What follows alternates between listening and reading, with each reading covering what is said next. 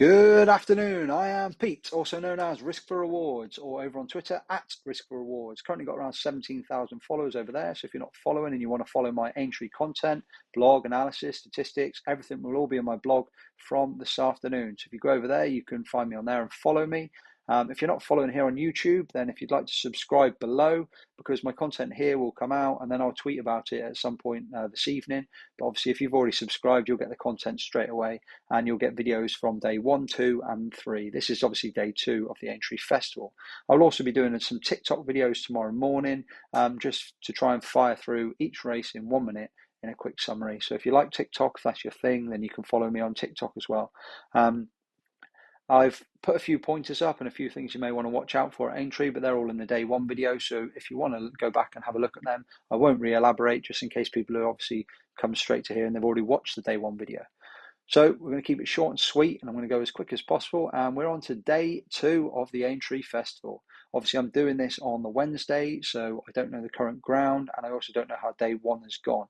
So everything I put in here, take with a pinch of salt, and also there'll be some races where I say I need to wait for ground prior to having a bet just yet. So straight into the Mildmay Novices Chase. This is the equivalent of the Brown Advisory at Cheltenham, the 3 mile. And I think this race is so difficult currently just because it's one, you're relying on ground, and 2 is the fact that I don't understand why half these horses don't have the ability to win on current form. So I look at Sholocard Jack, and okay, he may end up bouncing back and racing to a higher level, but he just hasn't got the ratings currently seen to be at this sort of level.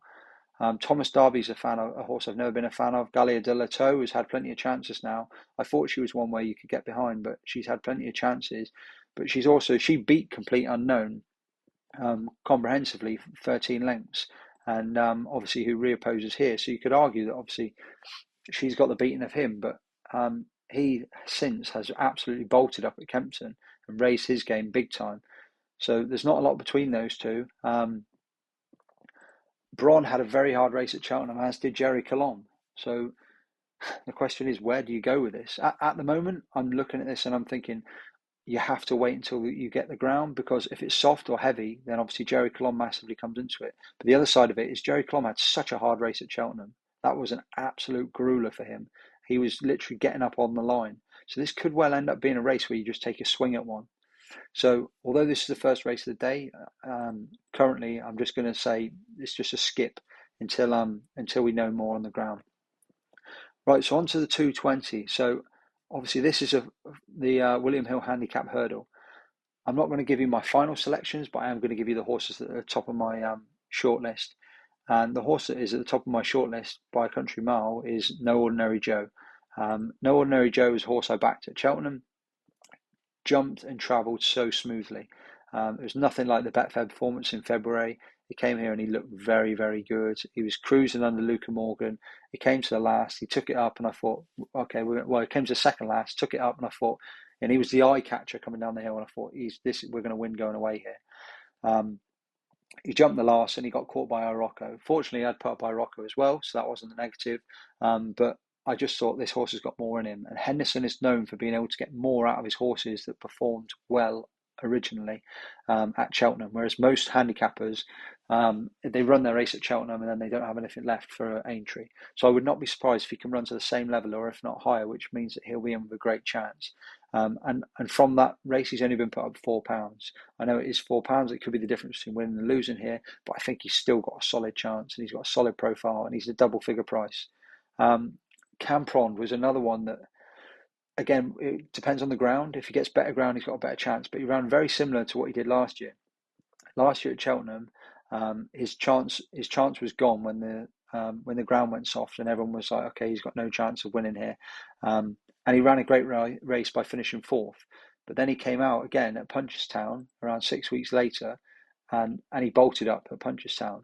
So the thing is with Campron is the fact of, if the ground's good here and he's recovered from his run at Cheltenham, because he only finished half length behind Langadan, and I thought he should have won that race. I think he was given a poor ride. If he went for home at a perfect time, I could say it's a bit too soon, but he was looking over his shoulder, and he steadied him into the last. I think if he wings the last and goes up the rail, I think they don't catch him. But he got steadied into the last, and it gave the two in behind a chance to come back at him, and they did come back at him, and they won, and they beat him. But he won at Aintree off a mark of 137, and he's going to run off here off a mark of 143. So he's only £5 higher. The question mark is the ground. So he's a waiting bet. Captain Combi, I backed at Cheltenham, and the issue was he came there with his chance and he just didn't go through with it. Could he bounce back and see much better? Yeah, potentially, but he's off a heavyweight to do so. So at the moment, the only one top of my list is No Ordinary Joe, but there will be more to come, and they will be on my blog along with everything else. Now a race I do like, and that is the Top Novices Hurdle. So over 2 miles, and this is for horses that have gone really well in either the Supreme, the Ballymore, or they just look like promising novices. And in this field, it is littered with unexposed types. You look through and you've got ones, twos, ones. So there are plenty in here. I could make a case for obviously loads of them, but I'm going to try and keep it short and simple, and I'm going to go towards the ones that I think look the promising in the fact that they could be future Group 1 horses, not just on Friday, but also going forwards, whether it's over hurdles and fences. And looking through that, you've got the likes of Hollenbach and Outer Belly, who they fit in the could be anything category. Outer Belly won the last race by 25 lengths and has always been very well talked up by Harry Fry. And Hollenbach has done plenty on the sectionals and the form figure boys. They like the times that Hollenbach had won. However, I think that those two could end up being a class below the likes of the front three in the market. Lucia, In the Pocket, and Founder 50. In the Pocket ran another blinder, has continued to run blinders, beat 3-Card Bragg, finished 9 lengths behind at the Dublin Race Festival, and then finished 6 lengths behind Marine Nationale, which is not to be sniffed at for form purposes, and arguably would be the best form coming in here. My two issues with Marine Nationale, within the Pocket, is one, this is the 5th run of the season, so obviously it's becoming more exposed. Even though that was a career best 150 RPR, it's still, you've got less ability to be able to just put up an explosion of a mark because of the fact that we've seen this horse plenty. So obviously sets the form standard, but the two that I really like are Lucia, who obviously I made no bones about in the Mayor's Novice. I thought she'd go very well there, but I think Nico was not poorly positioned. I just don't think he was as close to You Wear It Well as he wanted to be. And as soon as when she went to press the buttons, it was very soft ground there. It was grim. And I think when he went to push the button, he didn't find massively straight away, and he just thought, you know what, I'm not going to give her a hard time. And she was beaten 4 lengths there, so not beaten far. But I just think you'll see a different horse here. The connections have said the same. Epatante was beaten at 15-8 favourite in the Mayor's Novice, and then won the Champion Hurdle the year after. So they're talking about this as a similar sort of category. I'm not saying this horse is going to win the Champion Hurdle at all by a long stretch, but I just think you'll see a better horse here, and also for the ground, even if it's not good ground, just good to soft. I think it was horrible ground at Cheltenham. The last 2 years on the Wednesday has been horrible ground. The Thursday that was. And I just think you'll see a different horse here. Obviously, has got to bounce back, show more of what she's shown before. But her ratings of 142, she gets £7 off the field as well. So she's already bang there on what she's already achieved. And that's without potential improvement. I think the track will suit. I could easily see her, providing she runs a race and she either runs to the level or improves on what she'd shown in February at Exeter. I think she'll go round, and I could easily see her still on the bridle when plenty of these are in trouble, and she could pick these up and go away. So I think she's just a great price as well at 11-2, 6-1 still. And the other one is Founder 50. Founder 50 really grabbed my imagination when did everything but win against Summer Melody in a bumper. Like, you just couldn't, you'd put your house on it winning, and somehow it just was hacking on the bridle all the way along. It's like a Patrick Mullins ride, and for whatever reason, Summer Melody found and took, but they gave a bit of time off and then came back over hurdles and bolted up, beating Parmenion 9 lengths in a 25 runner field. So to do that on your Novice Hurdle debut is quite some form. That was on soft, but it's got form on yielding, and this was the run that really grabbed me. I thought he was not a certainty, but I thought he had such a solid chance beating Corbett's Cross, because Corbett's Cross had won over 3 miles, stepping back to 2 miles. I thought This horse has everything in his favour, proper speed horse. And Corbett's Cross just outbattled him. And I think Corbett's Cross is a very high rated horse. I think he'll be a 2 mile 4 or 3 mile chaser next year, and he's going to take plenty of beating and be a festival horse. Founder 50 has skipped the festival, so comes here fresh. So I think of all of them, it is going to have such a strong chance because of that. Despite having a big, and it is now very streetwise, having had that big battle with Corbett's Cross. Looks a quick type, Aintree will suit. I've said my bit on Davy Russell. I'm not a massive fan of him at the moment. I think he's a bit like Ronaldo. He's past his peak, but I'd hope that he can do enough on this horse.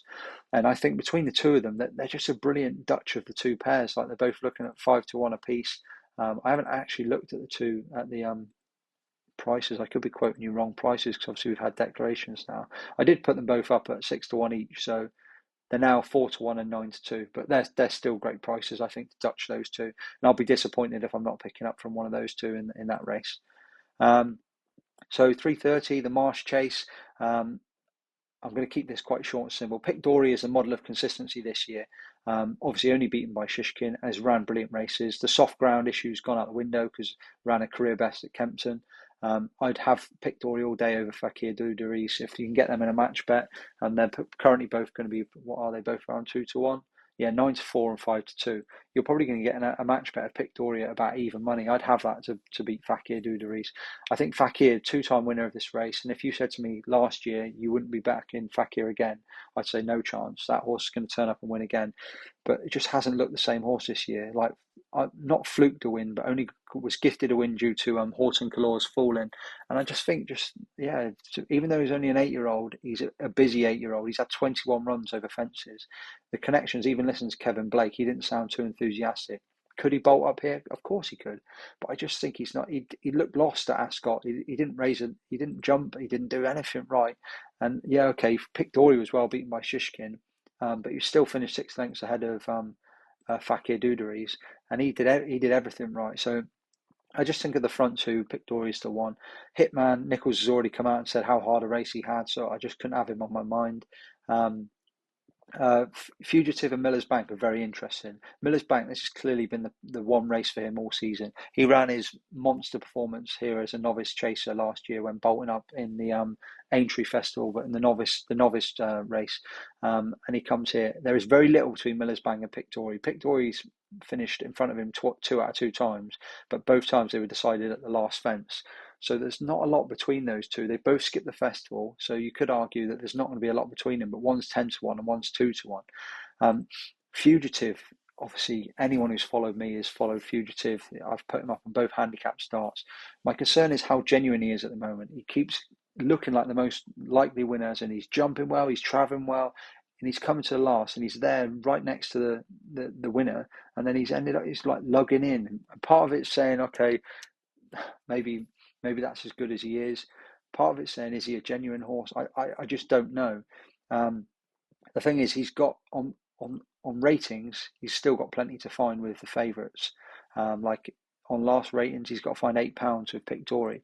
But the thing is, I don't think he knows how good the horses are that he's following. It's just whether he's genuine enough to go past. I'm a little bit concerned now with his form of 2-1, 2-2, that maybe he's getting to the point where he's getting a bit clever in his own mind and he doesn't want to go past. So that's my question mark. If Fugitive wins, obviously it'll be disappointing for me. But I think the two that I'd like to go with, so these would be my three: Pick Dory, Fugitive, and Miller's Bank.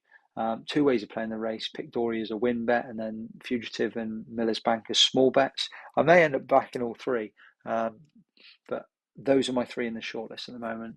But I'm just going to wait and see on the day and see what sort of prices we get.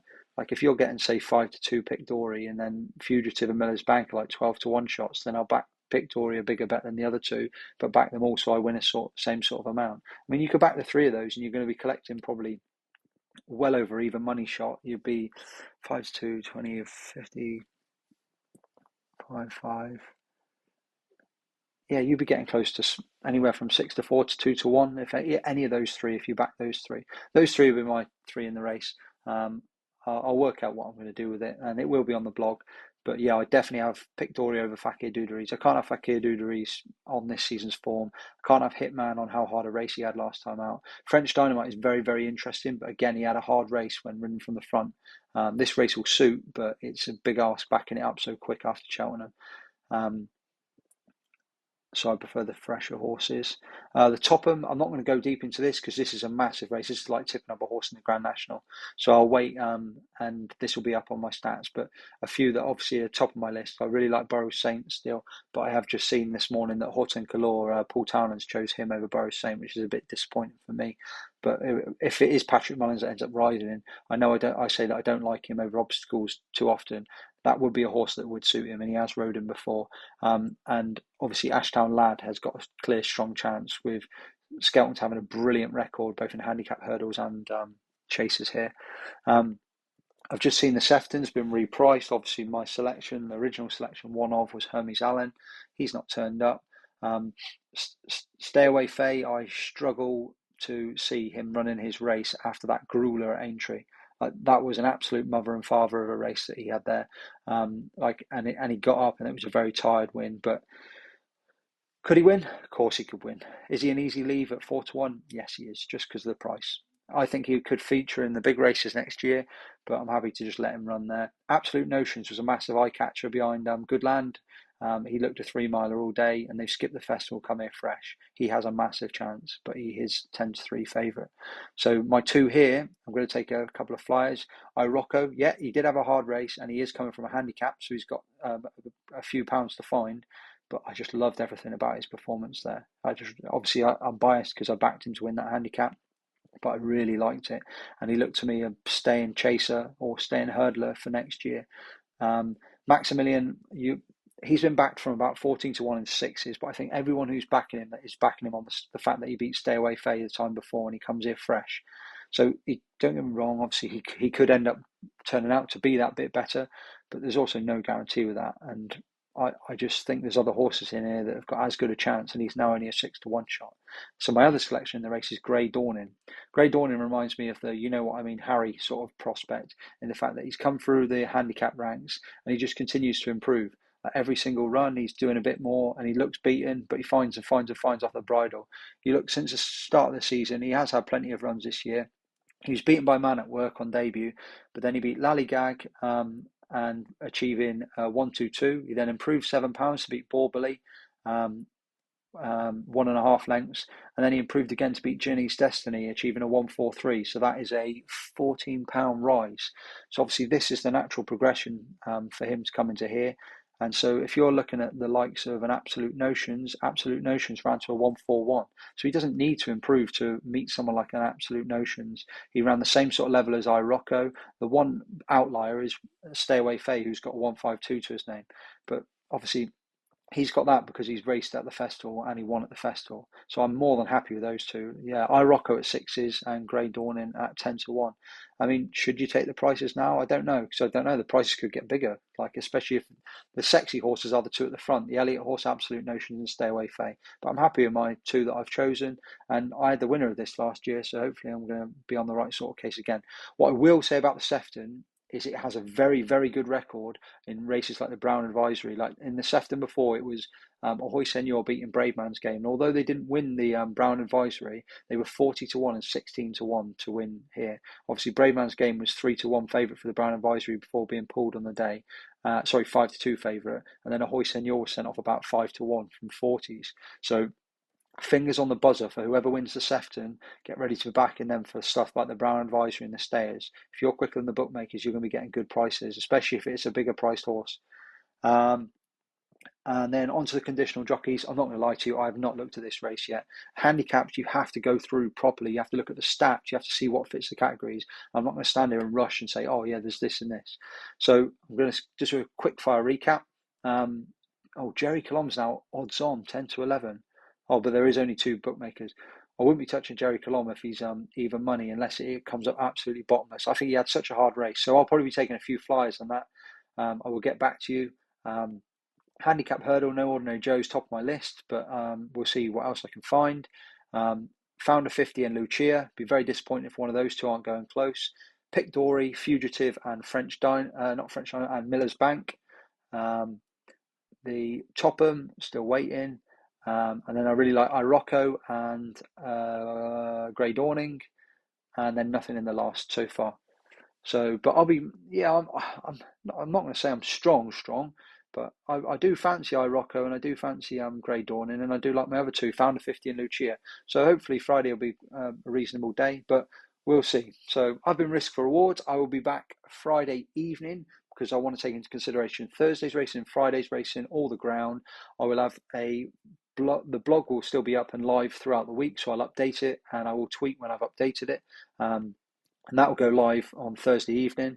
And I'll be back Friday evening with a video. And Friday evening, my Grand National blog will be released. And that will cover all 40 horses, my view on all 40 horses. I'll have at least 5 selections in the race that will range from, say, 5 to 1 up to 100 to 1. I'll do a bit of everything.